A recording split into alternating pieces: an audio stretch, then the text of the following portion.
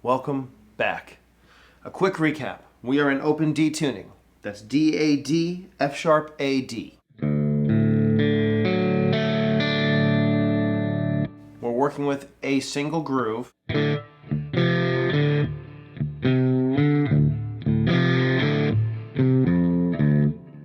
we're using the minor pentatonic scale, which we have not learned as like a scale.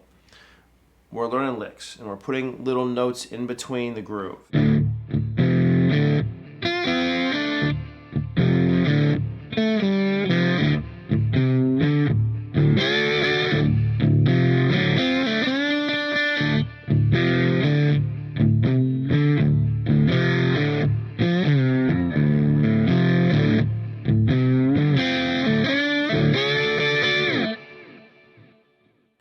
If you haven't watched the first 3 lessons, I hope you'll go back and watch those. I can sit there and work on that for hours and hours and hours. But I also know that can get boring. One of the things that I've talked about a lot so far, and I will continue to talk about, is being very restricted in what I work on at one time. This groove is a really common old blues groove. It's a really common old rock groove. It's a really common thing that people are doing all the time. So it's something you can sit around and work with for a long time, and it works for people who are beginners, and it works for people who are intermediate, and it works advanced. It works across the entire spectrum. Today we're going to talk about the 4 chord and the 5 chord. So let me start with this. I think in numbers. I don't think personally in letters. Even though we're in the key of D, I don't ever think this is a D chord and like that. That's a G chord. That's not how I work. It's not how my brain works. What I think is this is a 1 chord. Without getting into all the music theory. Yeah, we're not going to do that. Without getting into all the music theory, that's the root. That's just what it is. The 1 chord is the chord that is the root of your. We're in the key of D. D is 1. 1 is the root. Now, the 4 chord in the key of D is G. Again, I don't want to get too crazy. The easiest way to think about it, this is a very, very reductive way of thinking about it, but D is 1. E, F, G. G is 4. It doesn't matter if there are sharps and flats. None of that stuff matters. It's letter by letter, right? It's A through G are the letters on the notes on the thing. There's no H's anywhere. You have G's and then it stops. So whatever your first number is in the key of D, D is 1. If we had an E, it'd be 2. If we have an F, it'd be 3. If we had a G, it would be 4, which is what we're talking about. And we have an A, which is 5. If we were using a B, it would be 6. And if we were using a C, it would be 7, and then it would start over. There's 1. Now, there's a lot of ways to figure out which ones are sharp and which ones are flat. There's actually only one way. It's called the circle of fifths. If you want to learn that, you can go for it. I don't think that's going to be in the purview of this channel. But one thing that is going to be important is a 12-bar blues. So I'm going to find a way to put a graphic on the screen here that's going to show you what a 12-bar blues is. Okay. In this sense, our 4 chord. Okay, so the 12-bar blues. We've seen the graphic, we hope. Okay, so when you look at this, you will see that we're using 3 different chords. Make sure we're recording right. Okay, we're good. So when you look at this graphic, you will see that there are 3 chords. There's the 1 chord. Okay, and there's the 4 chord. The 4 chord is on the 5th fret. In this case, it's the G chord. So if you're playing with somebody who's a guitar player, we're doing a G5 or a G dominant 7 chord, but what we're going to do is we're going to hit just these bottom 3 strings.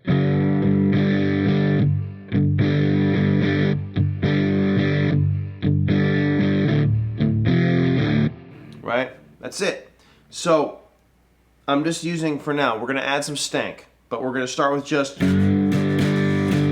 Okay? The okays. We're going to work on that. We're still working on it. And then the 5 chord is at the 7th fret. So your 4 chord is at the 5th fret, 5 chord is at the 7th fret. And it's a really common blues progression. We've heard it a million times.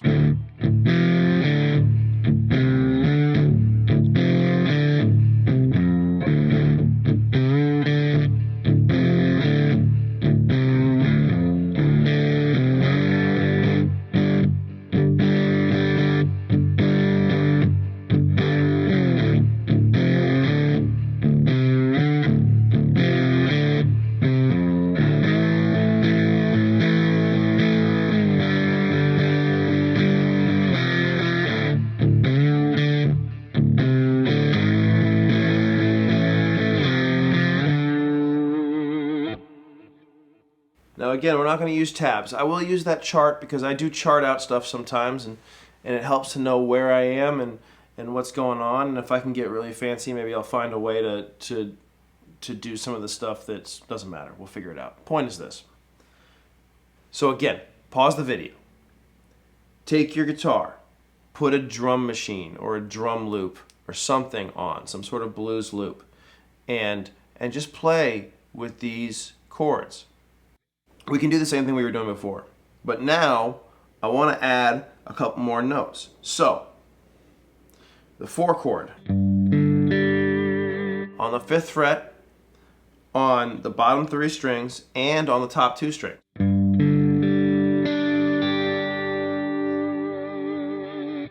There is no 3rd in that chord. There is no 3rd string. Feels weird. That also kind of feels weird. And we're going to add that stuff in with licks. But for now,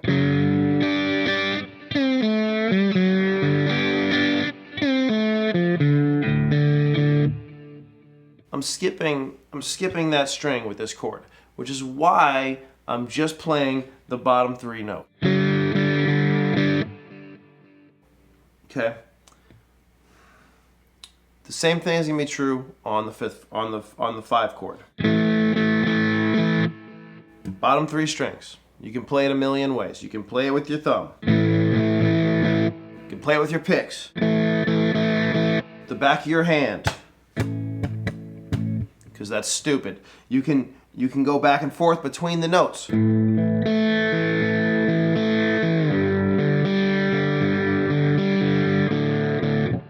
Okay. I want to just take a second and groove. Groove is the key. Still the key. It was always the key. It's never been not the key. Going fast. If going fast was the thing to being cool, then like Michelangelo Battio would be the best guitar player ever. If you don't know who he is, he's the guy with the 2 necks. Does something very impressive, but it's not the thing that I want to listen to. I want to go listen to blues songs. You can listen to whatever you want. Point is, we're going to work on the groove. And the first thing is just playing it simple.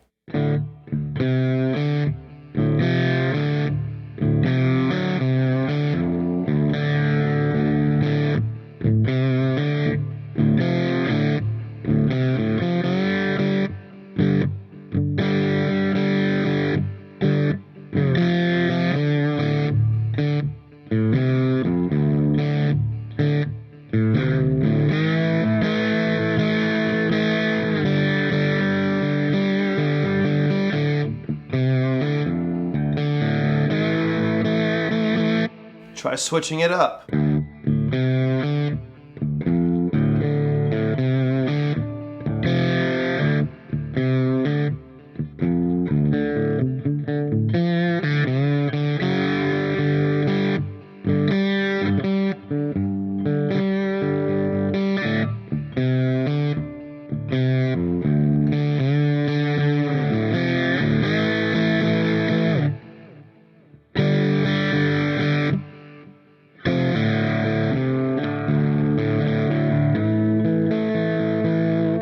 Find all the different ways that you can play the groove and make it feel good to you and have fun. And again, this is, I have a buddy who's a bass player, and he we were laughing. I said, you know, whenever you're a lead guitar player, you're running around out on the front of the stage like, look at me! And he was like, yeah, man, playing bass is nice because you get to just sit in the back and go, look at you. Getting some more of that energy, the look at you energy, it has been really helpful for me because it has me focusing instead of being impressive. That'll come with time, that'll come with practice, and it comes with it just feeling good. People are like, I want to play with the guy that makes it feel easy to play with every time, not the guy who's playing all the notes and stepping on everybody. So that's step one, is just getting that groove going. But we're going to go to step two. We're going to take the 4 chord. 4 chord, bottom 3 strings on the 5th fret, as well as the top 2 strings on the 5th fret. Same thing is true for the 5 chord on the 7th fret.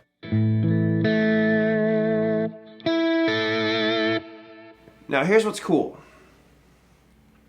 You already know the notes that work on the 3rd fret, which is all of them. And we already know the notes on the 7th fret now, right? So that means that we have the note below and above each note for our 4 chord, except for on the 3rd string, which we're going to get to. But what that means is this. So like the 4 chord is here. I know that it's 2 frets down and 2 frets up for each note. I have these little patterns that are here.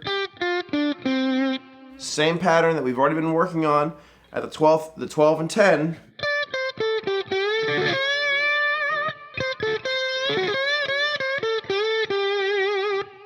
Same thing is happening down here.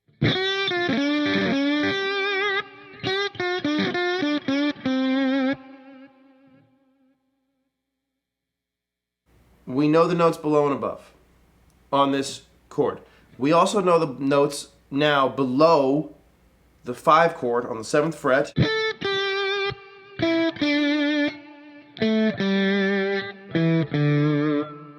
Right? As well as the notes above. We're skipping the 3rd string for just a second.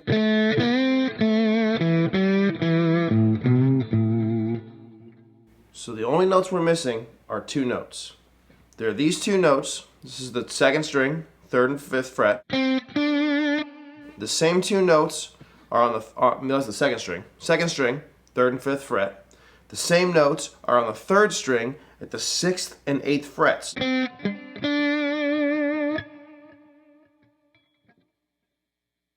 So now, I'm going to put up a graphic, hopefully, of what the scale looks like. But what I want to focus on is not the whole scale. We keep talking about the same thing, staying restricted, staying controlled in a small area. Let's start with the area around the 4 chord. We've been jamming on the 1 chord.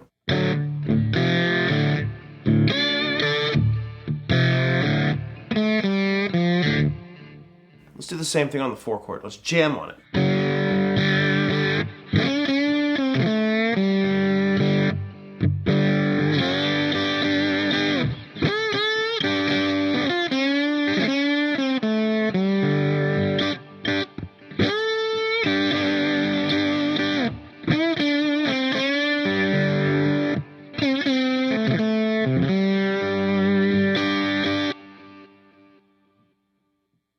Do you see what we're doing? Now there's no open strings.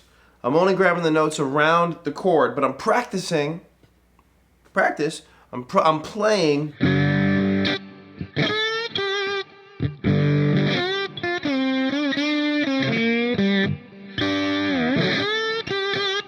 Okay, I'm gonna add 1 note. This is only for the 4 chord. It's not for the 5 chord. It's not for the 1 chord. Only when we're on the 4 chord. I wasn't ready to do that yet, but we're gonna do it. It's this note here. It's the 4th fret on the 3rd string. It's not technically in the blues scale. I use it a lot.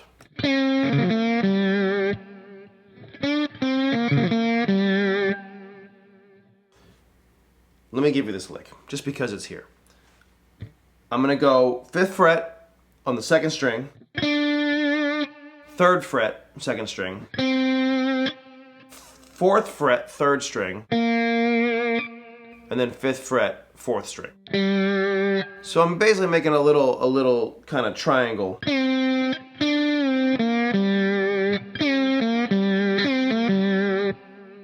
It's a really common blues lick.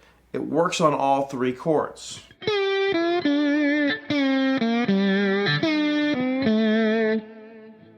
So I could use that.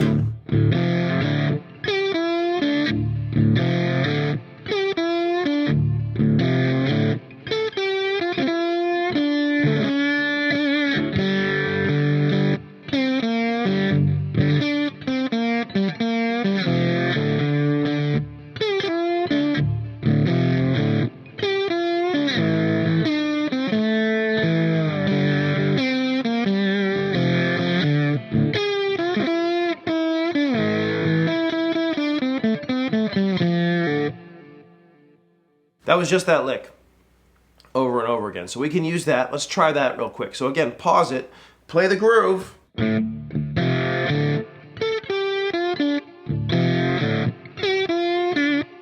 use those licks as many ways as you can.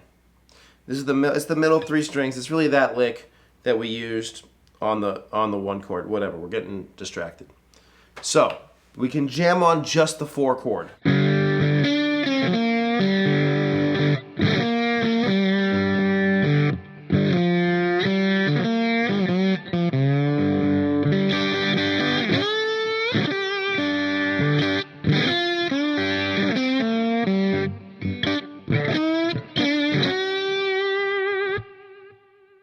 And then we do the same thing. It's going to blow your mind on the 5 chord.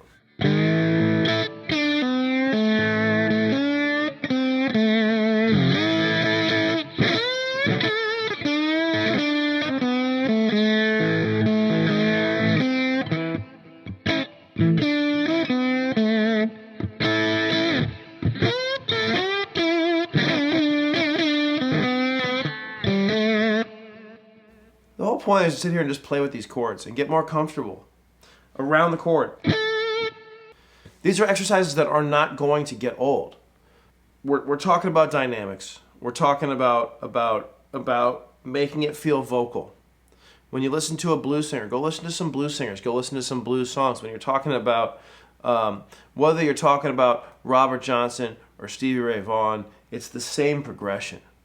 It's the same moves for the most part. For everybody. It's a 12-bar blues, and there are a million variations on that, but it's a 12-bar blues. And so we want to develop our ear, that's number 1, to be able to hear this is a 4 chord, this is a 5 chord. This is what's happening. We want to develop so we can start to pick those things out. And it's going to happen faster than you think. I think it'll happen faster than you think. It happened faster for me. I didn't know that was the thing I was supposed to be doing until it started happening. And it was like, wow, this is cool. I can hear that stuff. And then the other thing is we want to develop our groove. So that's the most important part. We'll get the longer solos and things going, but one thing to do is just get the drums going. Or not, or just sit and play, but the drums help, especially when you're starting out. Just getting everything tight and not allowing you... The thing that happens to a lot of people when they're starting out is you get to the parts that you're good at and you play them fast. And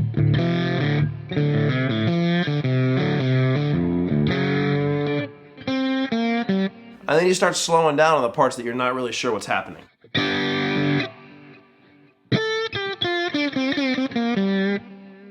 And that's going to develop bad habits. It develops pushing and pulling and doing things that are going to be human and natural, but we want to reduce as much as possible. So playing with something that's going to keep a standard happening sense of time so we have it, and then play each chord in the progression. We now have a progression. It's the 12-bar blues in the key of D. I want you to play the chord on the first beat of each bar. That's what each of those numbers in that little bracket is. It's a bar. Okay, each bar is 4 beats. 1, 2, 3, 4. We're gonna hit the down beat the first beat, that's the downbeat of each bar, I want to hear the chord. Then we can either have the groove in there a little bit of a lick for each chord. It's not about playing fast, it's about knowing where you are, defining your chord.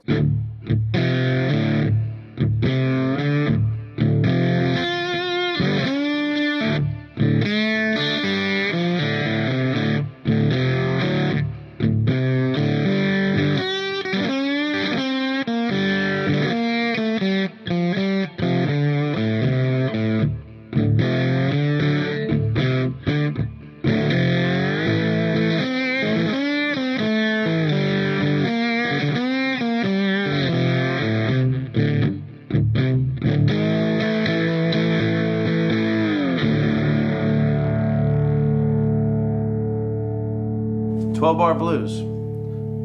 I want you to explore that in as many ways as you can. There are decades of hours worth of records out there written with this in mind. This is a bottomless place to explore. So if you're getting bored, that means that you're getting stuck, and maybe you need to go listen to a blues record. Try to rip something off of a blues record. At the end of the day, this is an instrument. It's not a lap steel. It's an instrument that makes noise the same way a guitar is an instrument that makes noise, and a piano is an instrument that makes noise, and a trumpet is an instrument that makes noise, and a voice is an instrument that makes noise. And so it's not necessarily about finding slide players. It's about hearing something going, that was cool. How did he do that? That's going to bring all of this together. And we're going to do more about that. That's what we're going to go to next. But we're going to start with this. We're starting with the blues. We are about an hour and a half probably total of me talking. Probably less. Hopefully less. Oh my God, hopefully less. But we're in the neighborhood of an hour-ish of me talking. If you were to go and take a guitar lesson every week with somebody for 30 minutes or for 45 minutes or for an hour, you think about that and how much money you're spending and how much time you're spending and how much information is being thrown at you. This is something that if you don't need all the notes in a particular order. We don't need to sit and do the guitar exercises. It's about playing and feeling it and developing the feeling, and that takes time. It takes time. I want you to think about something that you're really good at, and then think about when you were a beginner at it, right? When I started this, I was terrible at it. Now I've developed my own style enough where I felt like a YouTube channel was a good idea, and we'll see how that goes. But the point is that the amount of hours that I put into this instrument, I wake up every morning and I play for at least an hour, usually 2, before I go to work, before I do anything else. There's no substitute for that. It's about finding time to play. It's about finding the inspiration to play. I'm obviously very fortunate that I'm set up in a way where I can easily just plug in and play. It's not hard for me. I would encourage you to look for the inspiration, the things that get you out of bed to play guitar or to play lap steel or to play whatever, and start there. But we're going to start with these chords. We're starting with this groove. This groove will take us all over the place. I hope you enjoyed this. I hope you will stick with me. I hope we can continue to do this. Have fun.